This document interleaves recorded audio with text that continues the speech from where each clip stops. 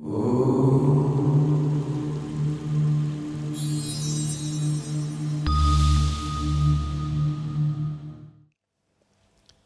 can't I meditate without my mind going all over? Well, that's mainly because that's the nature of the mind. The nature of the mind is restlessness. Mind has to go all over because why is mind created? To experience sense objects. So mind will go all over. Allow the mind to go all over, but you don't follow the mind. You are not your mind, are you? Mind is part of you. If you identify yourself with the mind, you will also fluctuate with the mind. Right? What are your main factors of existence? Physical, the body related. Emotional, which is mind related. Intellectual, knowledge and knowledge related. Personality, ego related. And soul, spirit related. These are the 5 major aspects of our existence. Physical, emotional, intellectual, egoistic or personality based, as well as spiritual. What are you identifying with? That becomes you. You can see a lot of people in this world very physical. They keep their body and the shape intact, and some small thing happens, finished. A bodybuilder who always in front of the mirror, looking at each muscle, falls down and breaks his leg. What happens to him? He will be lost. He will feel helpless. He will cry the whole day, or a few weeks at least, until it's healed. Likewise, emotional. We gravitate towards emotions, various things which the media freely gives, soap operas, all those kind of stuff. And then we cry because other people are crying. And sometimes it's a sadistic pleasure also. When we watch the movie, people are suffering. I'm glad I'm not suffering. But there is a problem here. You know what is happening? That impression is getting stored in your system.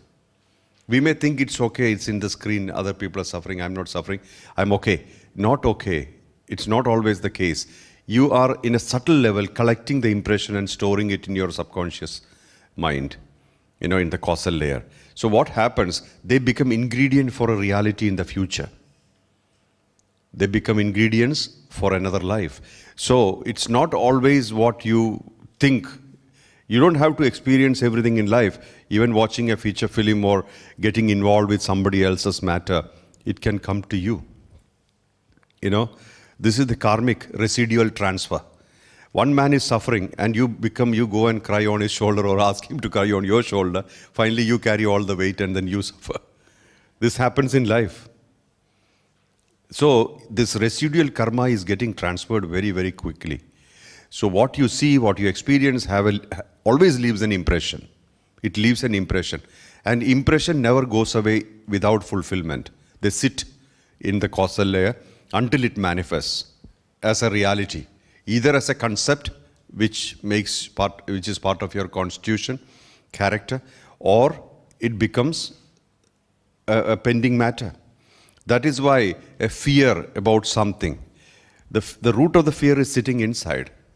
And it manifests as a fear of something, maybe without any reason, any obvious reason. But it comes back and shows up. Because they are stored inside. Even somebody tells you, hey, look here, there was a burglary in our house. You may not have anything to do with that house or the burglary. But that memory stayed, oh, there is a possibility of burglary. Then you start developing a fear around it. And that fear becomes an obstruction in your life. Thus goes. One leads to the other. So it starts as an impression. It manifests as a reality later on. So like this it goes. So mind's job is to be restless. You need to accept the mind as restless. You cannot do anything about it. But allow it to be restless and have nothing to do with it. When I say have nothing to do with it, as it becomes restless, you just allow that to flow. Just watch. The best technique or the technique which Babaji was suggesting to me in early 2000s was splitting the mind into two and observing one part of the mind with the other. That means, imagine your mind is a huge canvas outside of you. It has all the things which you have carried, which you are carrying, which you already have in the manifested form. Means not what is stored. You cannot see what is stored, right? What has manifested are sitting all here, all over. And you're seeing, oh, this is making a lot of noise, this part. It's bothering me. So you isolate that part. Keep watching, don't get involved. And don't judge or criticize or try to manipulate it. It's sitting, it's making a lot of noise. Okay, you keep making noise. I'm not disturbing you. Don't disturb me either. And then after a while, the noise silences because you're not energizing it. And then finally it drops off. So use one part of the mind to observe another part of the mind and allow the mind to exhaust itself. All the fears will come, anxieties, impressions, expressions, everything will come one by one. Let them come and go. And finally, you reach a stage where you're totally peaceful, you're empty. There's nothing to feel or nothing to give. Everything is quiet. And in that quietness, you just sit. And there'll be provocations from outside. This is for sure, because mind will be baited all the time. There'll be something coming from outside. Maybe one of your relatives will say, hey, look here, there's a big problem going on, you must get involved. Get involved, but in this state which you're already in. You get involved in anything, but not leaving the state that you are in. What you have already collected. Means you have collected a state where nothing bothers you. In that state, you involve in anything you like. Not in the state which you were before this. See, there's a big difference here. Understand carefully. You handle anything in life. Don't say something is good, something is bad. Whenever you say likes or dislikes, mind is happy. Mind says, this is okay, he likes this, he doesn't like this. Mind likes to play with these kind of stuff. So you don't say anything about it. No likes, no dislikes, nothing. You're peaceful. And then you are handling something extraordinarily tedious about a neighbor or a friend.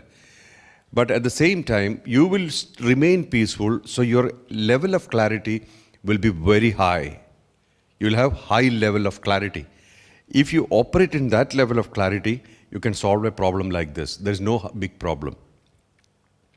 How does a problem become big?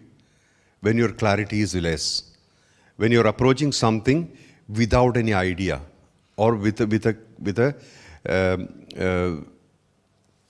feeling that this is a problem. Otherwise, you're looking at a situation, you're not the situation, nor are you going to solve it. You are pulled into it.